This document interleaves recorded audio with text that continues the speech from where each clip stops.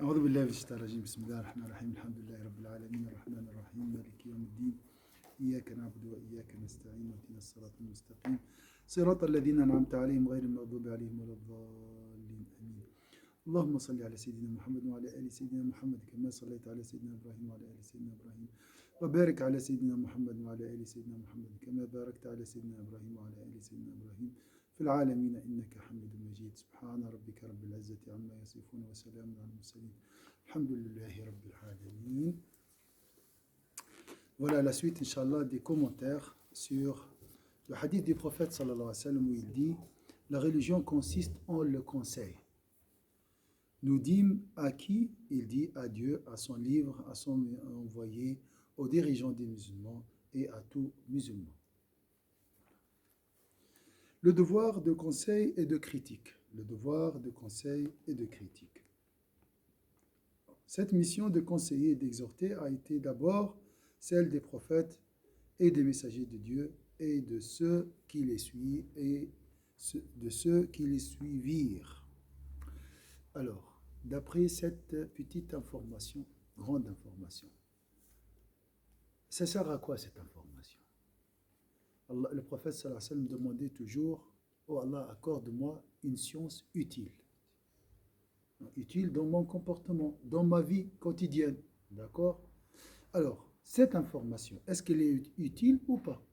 Donc, c'est quoi cette information? Je la répète, cette mission de conseiller et d'exhorter a été d'abord celle des prophètes et des messagers de Dieu et de ceux qui les suivirent.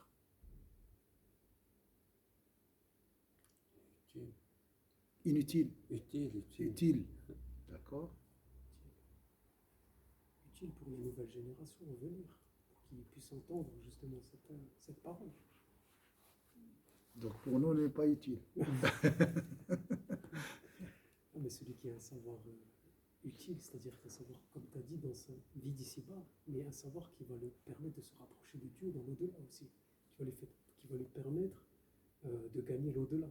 Et ce savoir-là, ça c'est un vrai trésor que tu dois transmettre, si tu peux. Donc tu exhortes.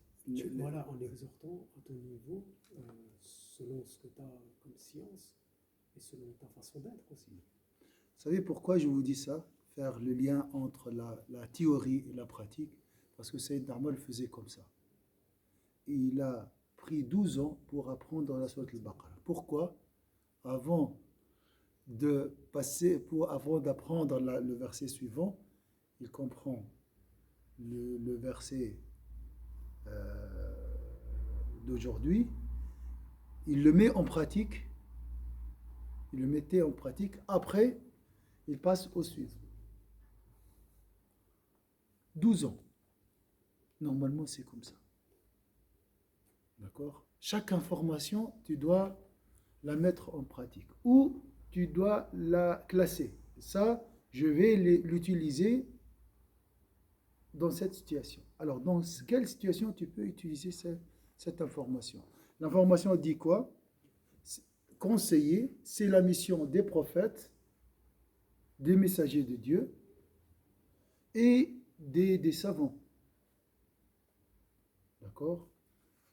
Ah, c'est ça, de ceux qui les suivirent. C'est les savants ou c'est les savants, les pieux, les... Oui.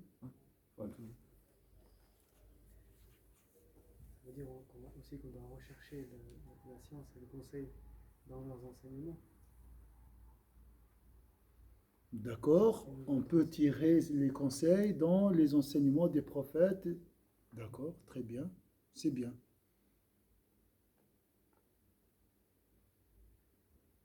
Avant de conseiller, tu dois dire le conseil, là, l'acte, là, que je suis en train de faire, c'est la sunna des prophètes et des pieux.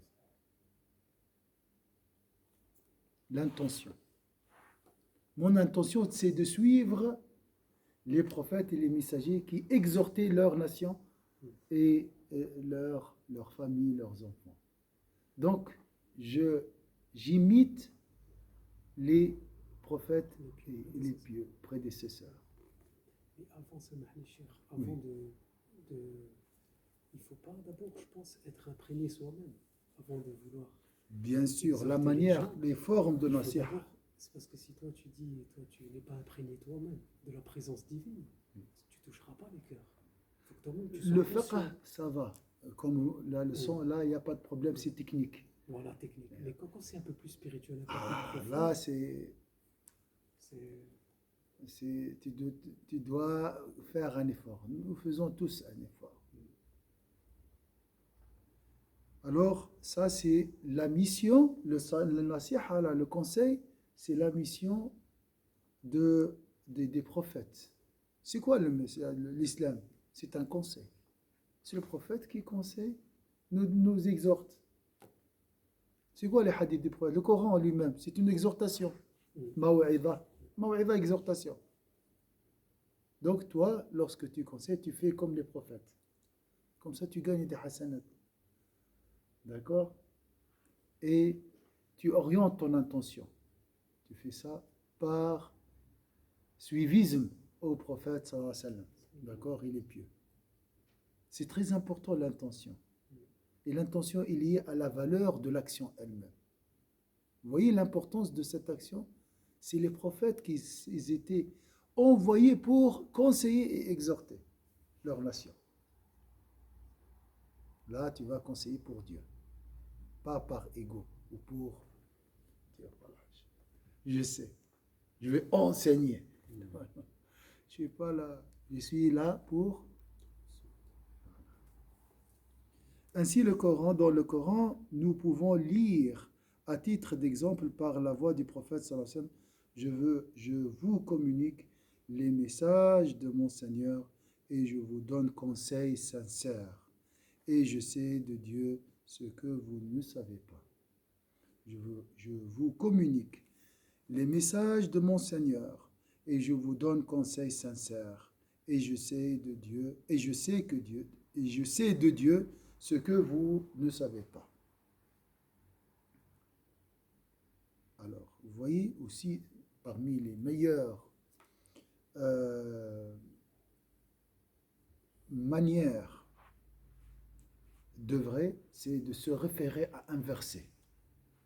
Avant d'œuvrer, tu te réfères à un hadith ou à un sunnah. Tu dis, Inch'Allah, aujourd'hui je vais travailler, d'accord? Allah a dit dans le Coran, وَجَعَلْنَا النَّهَارَ مَعَاشًا. Allah nous a donné le jour pour survivre, pour gagner notre pain, pour assurer garantir notre subsistance. D'accord? Avec ce verset, tu te sens, Inch'Allah, toute la journée protégé. Comme si tu marches à l'ombre de ce verset. Avant de conseiller, je te dis, moi je suis le prophète Noé. Il a dit quoi? Je vous communique les messages de mon Seigneur. Je communique, je transmets. Et je vous donne conseil sincère. Tu vois, tu te mets maintenant à la place de Sayyidina Noé. D'accord? Et je sais de Dieu ce que vous ne savez pas. Ça, on peut pas dire. Hein? Ça, on peut pas le dire. Oui, après la DLC, c'est réservé aux prophètes, ça. Hein? Parce que c'est une réalité. Donc, c'est une réalité, ça. C'est pas pour dire que je suis meilleur que vous. Non, j'ai des choses que vous ne savez pas. Je sais des choses que vous ne savez pas. Oui, nous, si on le dit, ça c'est fini. Hein. La première partie, les parties ont fumé déjà. L'intention, mais lui, il maîtrise. Hein. Parce que Allah lui a dit de dire à son peuple, je sais de Dieu ce que vous ne savez pas. C'est Dieu qui lui a dit. Leurs erreurs, en fait. Voilà. Ça pour leur montrer leurs erreurs. Voilà. C'est pas Par orgueil, non. C'est Dieu qui lui a dit de dire ça. Donc il doit le dire. Parce que c'est un messager de Dieu. Il ne peut pas mentir. Il ne peut pas inventer quelque chose de lui-même. D'accord? Alors quand tu te conseilles, tu dis, moi je suis Sayyidina Nouh. J'essaie de communiquer un message. Je transmettre un message et donner un conseil sincère. Tu vois? Là tu cadres. Inch'Allah, tes mots toucheront les cœurs dans ce cas-là. De même, concernant le prophète Saleh et Shuaïb, et les mêmes versets se répètent un peu de choses près. C'est presque la même chose aussi. C'est le même message répété. Donc là aussi, tu dis, Inch'Allah, je vais conseiller comme Sayyidina Saleh a conseillé sa nation. Tu donnes de l'ampleur à ton action. Ampleur spirituelle. D'accord? On a dit, c'est le conseil est un devoir civique. Hein? Pour la société libre, on l'a vu ça. Mais ça, c'est l'aspect mondain, si je peux dire. Technique, il faut. Hein? Pour le mécanisme de la société, il faut le conseil. Tu dois me conseiller, sinon la corruption se répandra sur cette terre. Il faut, d'accord? Et ça, c'est fait par les athées, par les musulmans, par toute personne. L'homme, par nature, il est madani al-battaba. Il est un être civil. Donc on dit comme ça. Donc il doit vivre avec. Et pour vivre avec les autres, tu dois accepter le conseil, les critiques, tu dois aussi orienter les autres. Mais là, c'est l'aspect spirituel. Ah, Sayyidina Nouh. Ah, tous les messages. Shuaïb, Saleh, d'accord? C'est le message des prophètes. Hein? On oublie lorsqu'on œuvre, hein, on conseille sans faire attention à ça. L'application de ce hadith est fondamentale au sens où il s'agit de ne pas laisser les agressions du temps et des hommes éroder ce sens civique qui doit habiter le croyant et donc le remettre continuellement les pendules à l'heure, rétablir chaque valeur à sa place dans la hiérarchie des valeurs et de résister à toute inversion de valeurs. L'importance de cette valeur nasiha est corroborée par un autre hadith dans lequel le compagnon Jarir dit. Donc je répète ce passage. L'application de ce hadith est fondamentale au sens où il s'agit de ne pas laisser les agressions du temps et des hommes éroder ce sens civique qui doit habiter le croyant, et donc de remettre continuellement les pendules à l'heure, rétablir chaque valeur à sa place dans la hiérarchie des valeurs et de résister à toute inversion des valeurs. Donc on a la société, vivre dans la société nous oblige à corriger les fautes des autres, d'accord? Et accepter les critiques des autres aussi. L'importance, donc le hadith, j'ai prêté allégeance à l'envoyé de Dieu, sallallahu alayhi wa sallam, afin que j'accomplisse la prière, la salat, de donner l'aumône obligatoire et de prodiguer le conseil à tout musulman. Alors, la mise en pratique de ce hadith. Comment tu vas utiliser ce hadith dans ta vie quotidienne? Donc il y a la mise en pratique du hadith par l'action. Par exemple, lorsqu'Allah dit dans le Coran, accomplis la salat, hadr, sami'na wa ata'na. J'obéis, je fais les ablutions, et ça c'est une mise en pratique par l'action. Mais là, des fois, comment je vais faire? Là c'est spirituel, ça c'est au niveau de, toujours, au niveau de la conception, au niveau de l'idée.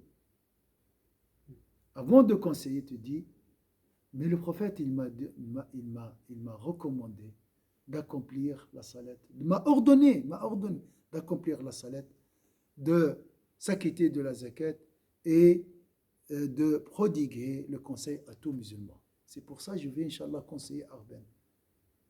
D'accord? Et lorsque Arben me conseille, je dis, mais lui, il m'a conseillé parce que le prophète sallallahu alayhi wa sallam lui a dit de prodiguer le conseil.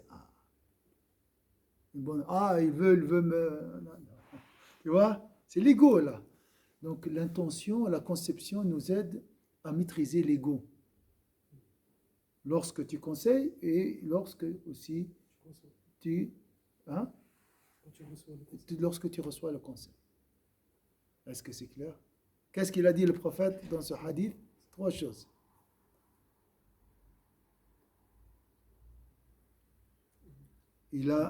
Donc ça c'est attention, C'est un acte d'allégeance. C'est fort quand même. C'est un acte d'allégeance. Donc, imagine le prophète a serré la main de ce compagnon, lui a dit, attention, tu accomplis la salette, tu t'acquittes de la zakat et tu prodigues le conseil à tout musulman. Quand même, c'est fort. Vous voyez l'importance Donc, avant de conseiller aussi, tu peux penser à ce hadith. Si dans nos foyers, je parle des musulmans ici, de la communauté, nous utilisons ce hadith, il n'y aura pas de problème entre les conjoints. D'accord? Tu donnes un conseil à ta femme, elle se révolte. Elle n'accepte pas. C'est pas grave, moi j'ai mis en pratique l'acte d'allégeance du prophète sallallahu alayhi wa sallam avec ce compagnon. D'accord? Même si quelqu'un t'insulte, tu vas accepter. Parce que ta récompense est déjà enregistrée dans ton registre. Tu vois, c'est ça l'importance de ce hadith. Et la mise en pratique. Il faut se rappeler de ce hadith. Mais moi je pense, excuse-moi, Oui. je pense que s'il y a la manière aussi de faire et de dire, Voilà. c'est très important. Il y a aussi les petits-fils de Rasoul Hussein, quand le vieil homme ne savait pas faire les ablutions. Oui. Ils sont allés, ils ont dit, ouais, est-ce que tu peux nous juger, on va faire les ablutions pour ça. Et là, il a compris de lui-même que c'était lui qui était dans l'erreur, en fait. Et ils ont montré visuellement son erreur potentielle. Pour pas lui dire que voilà, pour pas le toucher, parce que c'est une personne âgée, il peut se dire, attends, toi, t'es un enfant, tu vas me donner un conseil à moi. Très bien, Halim, ça c'est juste. Oui. Mais l'intention et la conception t'aidera à trouver la bonne manière pour exhorter. Exactement. Travaille ton intention avant l'exercice. Voilà. Les actions ne valent que par... Mais il faut apprendre comment conseiller aussi. Bien sûr. Les deux. Bien sûr. Purifier l'intention et apprendre comment conseiller. Moi, je me demandais, comment on sait si on est bien conseillé ou pas? Je sais comment dire, quelqu'un par exemple qui n'a pas les mêmes valeurs, qui va donner un conseil, ne sera pas forcément bon. Ah, ça, c'est une question très très complexe.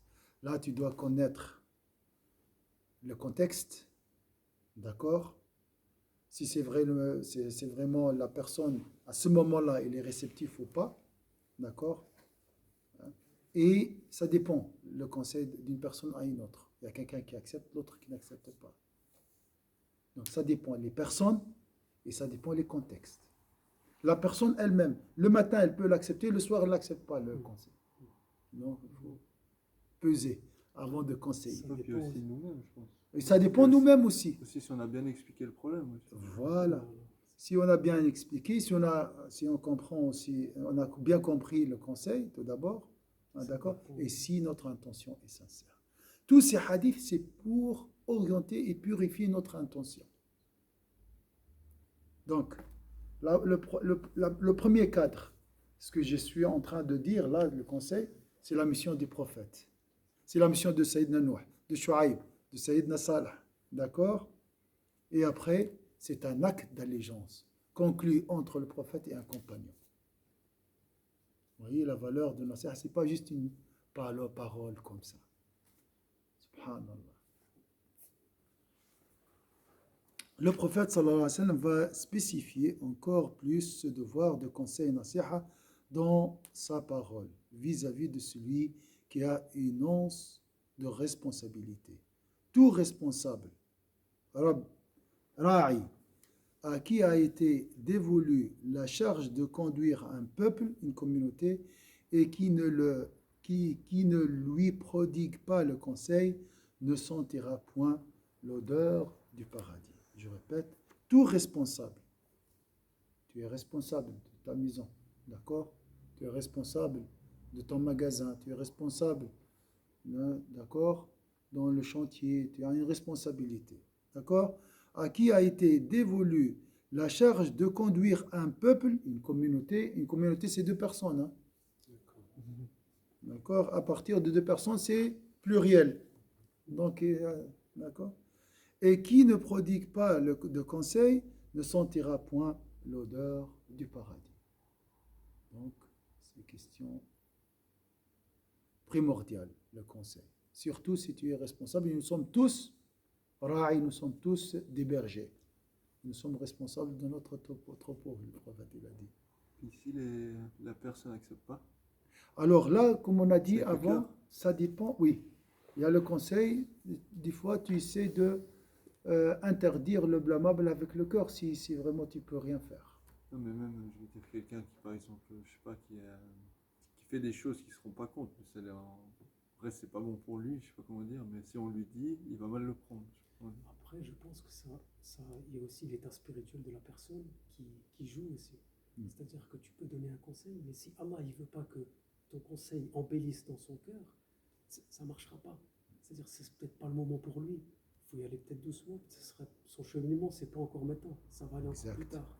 Mais si tu vas doucement, bishouya, bishouya, l'invocation pour la personne, peut-être je pense qu'Allah, par la suite, peut-être embellira cette parole justement. Mais donc, justement, donc des fois, il vaut mieux ne pas conseiller et attendre que la personne soit dans l'état de recevoir le conseil, c'est ça? Après, moi, Inch'Allah, avec cette intention, bihaoullah, tu ne seras pas considéré comme quelqu'un qui est responsable et qui n'a pas prodigué de conseil. Parce que tu veux, mais il y a un empêchement extérieur dans ce cas-là. D'accord? des fois, il y a peut-être même, je pense, Oui. je pense qu'il y a peut-être même un empêchement divin. C'est-à-dire que tu veux faire et tu Voilà. sens qu'il y a quelque chose qui te bloque. Qui t'en Yani, bloque, oui. Stop, ça veut dire stop, arrête. C'est possible, oui. Non, parce que moi, j'ai un ça exemple, peut par arriver. exemple, Oui, quelqu'un plus vieux que moi, oui. qui est marié et tout, je veux dire, je trouve il manque de tendresse, mais comment dire, quand il parle de sa femme, par exemple. Mm. J'ai jamais entendu dire je l'aime, je sais pas comment dire. Hmm. Je trouve que c'est un... Ouais, je lui donnerais bien le conseil de, ouais, tu devrais être un peu plus de tendresse, enfin, je veux dire. Hmm. Je sais pas comment dire, mais dire ça à quelqu'un qui est plus âgé que moi, qui est marié et tout, ça c'est... Alors, il y a la manière Je sais ici. pas comment dire. Comment tu passes le message? C'est ça. Comment tu passes l'information? Il faut réfléchir. Tout d'abord, l'intention. D'accord? Et il ne faut pas réagir dans le conseil. Il faut réfléchir avant de conseiller. Inch'Allah, après, Allah te donnera les paroles. Je ne sais pas, moi, tu lui offres un livre ou bien tu lui racontes une histoire indirectement. Il ne faut pas, de toute façon, euh, L'attaquer frontalement. attaquer frontalement. Ça, jamais. Le prophète n'a jamais fait ça. Par exemple, ici, il voit quelqu'un en train de faire une faute. Il a dit, j'ai entendu qu'il y a des gens à quelque part, par exemple, ils font telle chose. Il s'adresse, jamais il montre le défaut de quelqu'un. Jamais, le prophète. Et il te dit jamais, pourquoi tu es comme ça. D'accord? Jamais il dit comme ça. Ah, aujourd'hui, c'est de la franchise. Hein. Non, ça c'est de l'audace impudique. C'est l'audace impudique. Il faut un peu de pudeur. Tu lui dis, j'accepte pas, moi, tu me dis, je sais, ça c'est mon défaut. Mais il ne faut pas me dire directement comme ça. Il y a des gens qui acceptent, une minorité, mais la majorité n'accepte pas. Surtout, tu le dis en groupe, c'est encore pire ça. Donc faites attention, la manière toujours. Ça, je vois les formes de la nasiha, peut-être on va les voir après. Juste maintenant, la conception. L'islam, c'est une conception de vie. Il faut bien comprendre ça. Ces hadiths ne sont pas là pour juste comme ça. C'est pour changer ta conception de ton action. Comment tu vas œuvrer? Dans quel sens? Pour quelle intention? D'accord? Et ça, c'est très important. Il faut jamais oublier ça. D'accord? Donc là, je suis responsable. Je suis responsable et je dois conseiller, je dois prodiguer le conseil. Après, la manière, c'est une autre chose. C'est plus compliqué. Mais juste avant de dire nasiha, pense à ça. Avant de dire le conseil. La notion de Ra est responsable littéralement berger. Hein? C'est le berger qui est responsable du troupeau. Toujours. Dans le hadith, s'étend à tout responsable, le gouvernant, à quelque niveau que ce soit, le savant, le père de famille, la femme dans le foyer. Donc, oui, nous sommes tous responsables de prodiguer le conseil. Les formes de la nasiha. On peut distinguer dans la forme de la nasiha deux types d'approches. Si elle s'adresse à un particulier, alors l'exhortation et le conseil devront se faire en intimité, pas devant les gens, sans présence de tierces personnes. Qu'Allah nous pardonne. Avec ta femme, tu ne dois pas la conseiller devant tes enfants. Ta femme aussi, elle ne doit pas t'orienter ou bien te prodiguer le conseil devant tes enfants. Et ça, c'est une faute grave que nous commettons, malheureusement, à cause du stress et tout. Pourquoi tu as fait ça?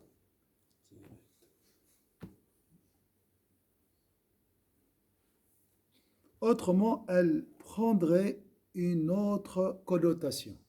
C'est une humiliation. C'est de la honte, ça.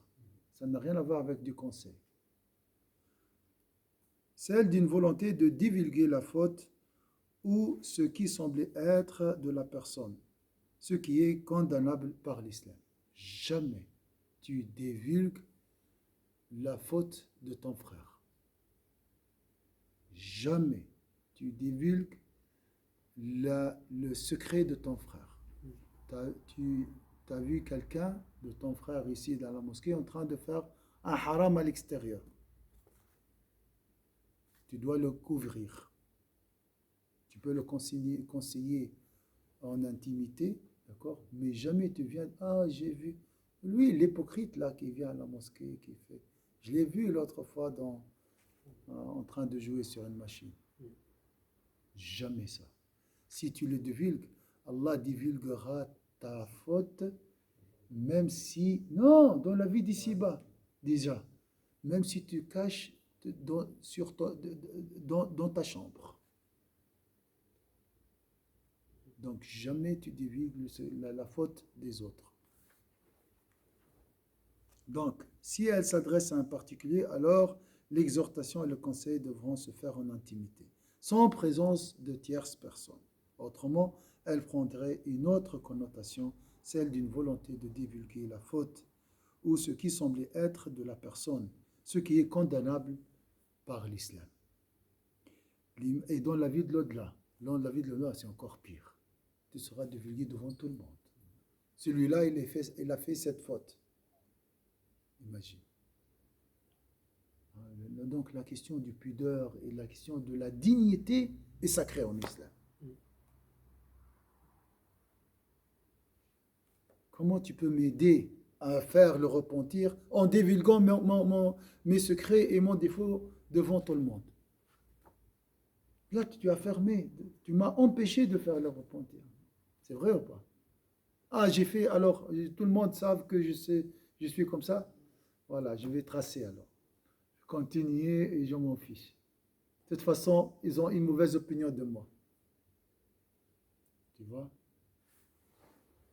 Donc, il ne faut pas parler des défauts des autres et chacun s'occupe de ses chantiers. Déjà, beaucoup de travail on a à faire.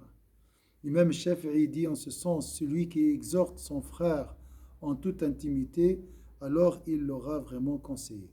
Mais s'il le fait publiquement, alors il lui compromet sa réputation et la ternit. Je répète, c'est le même chef.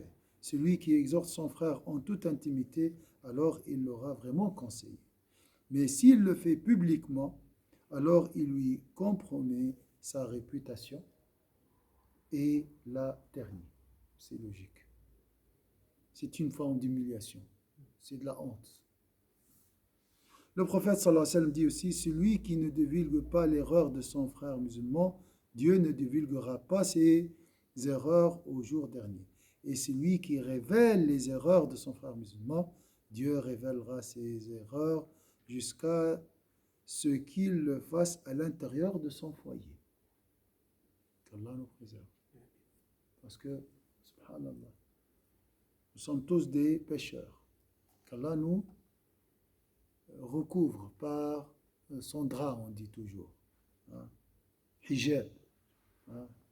Bisitrihi, on dit sitar, sitaru. Donc, des exercices, des exceptions existent toutefois dans l'application de ce hadith. Dans les demandes de mariage, dans la recherche de la vérité par les autorités judiciaires, il est fait obligation à ce moment de dire ce que l'on connaît de la personne, car les droits d'autres personnes sont alors en jeu. Donc, la question du mariage, mais attention aussi, il ne faut pas donner ton impression, il faut dire la réalité. Il ne faut pas juger la personne. Hein. Moi, j'ai là, ça ne me plaît pas. C'est pas toi qui vas te marier. Tu dois témoigner ici, c'est vrai. Parce que tu as un problème avec lui, donc tu essaies de te venger à travers ce témoignage. Haram, hein, ça c'est le faux témoignage. Et ça c'est pire. Donc, des fois, si tu n'es pas sûr, tu dis, je dis rien. Il ne faut pas me demander à moi. Je ne suis pas sûr. Je ne connais pas cette personne. Je ne peux pas le juger. Je suis entre deux. 50%, 50%. D'accord? Et c'est très difficile pour le mariage. Hein? Très, très difficile. Là, tu vas juger la dignité de la personne ou bien la valeur de la personne. D'accord? Bon, pour tout ce qui est judiciaire, là, c'est clair. Hein? Il ne faut pas cacher. Si elle s'adresse à une personne dans sa fonction publique, principalement politique, dans ce cas, elle peut être faite publiquement. Donc il n'y a pas de médisance ici. Si on parle d'un président qui a fait... on peut le critiquer ouvertement, en public. D'accord? Dans les journaux, il n'y a pas d'interdiction ici.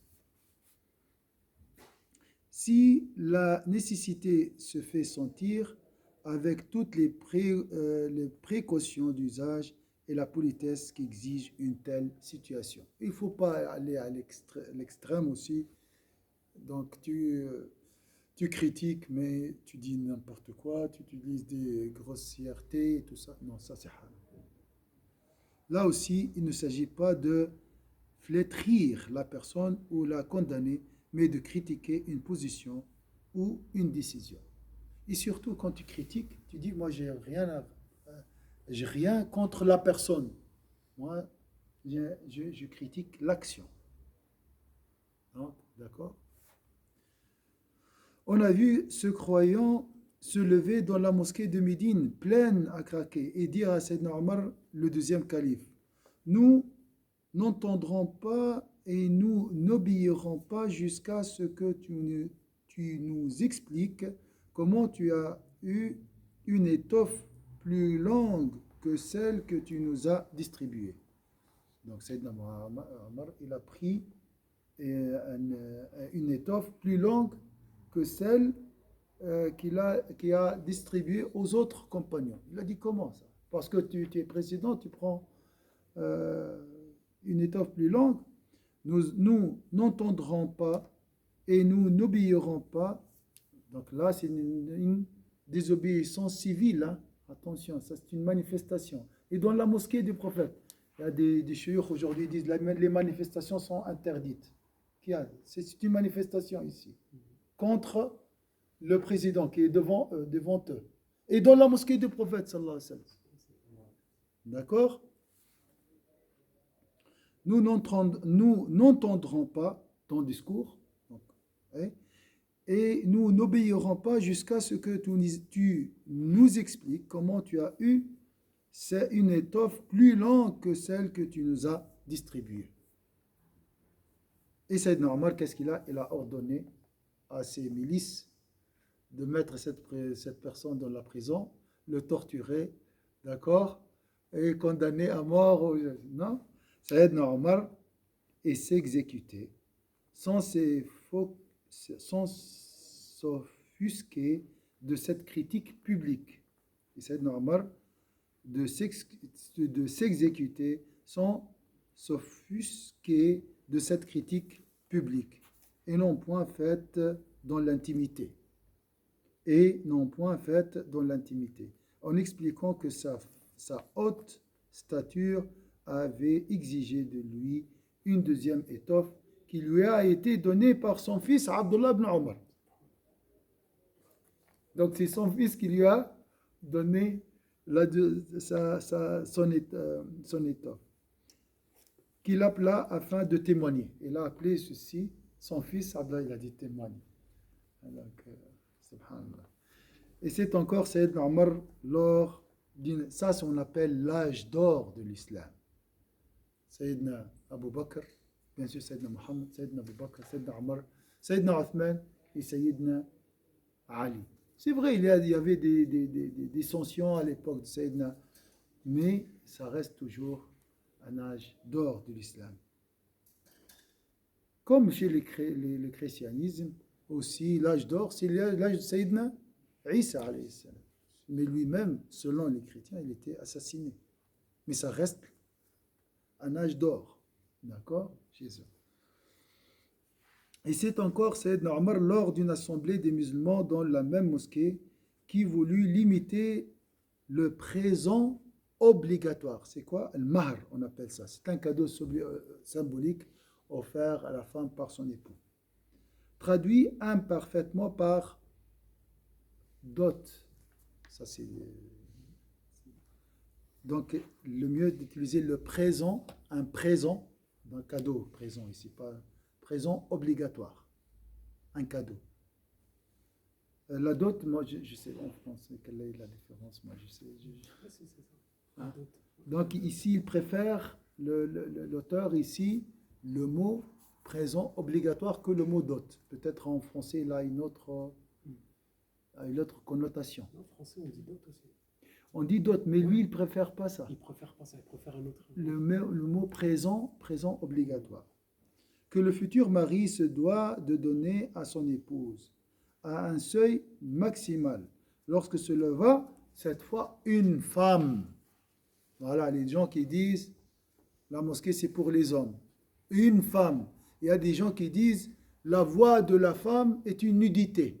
Vous avez entendu ça? Il ne faut pas l'entendre. D'accord?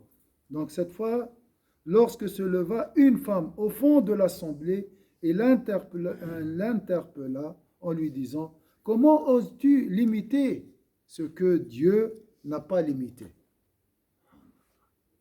La femme n'a pas le droit de voter. La femme n'a pas le droit de participer à la vie politique. Mais ça, c'est quoi ça? Là, c'est une opposition à un chef politique. Et en public. D'accord? Subhanallah. Elle lui lut le verset coranique, le Coran, les femmes, 4, Surat 4, verset 20. Et Sayyidina Omar, la même chose. Hein? Non, Sayyidina Omar se ravisa alors en disant, il était ravi, le contraire. Omar a fait une erreur et la femme a raison. Ce matin, on a vu la conversion. Il y a une vidéo, si vous voulez voir, la conversion de Sayyidina Omar. Comment il s'est converti à l'islam. Il y a lui et Sayyidina Hamza, les deux. Magnifique. On remarquera que ces interpellations du gouvernement musulman ont été faites publiquement et non susurrées dans l'oreille comme disent bien des savants. Il y a des savants qui disent il faut venir le jour, le soir, et comment ils disent, et susurrer dans l'oreille, il va te massacrer avant que tu arrives à son oreille. Là. Dès la porte, tu sauras quel susurrer dans l'oreille.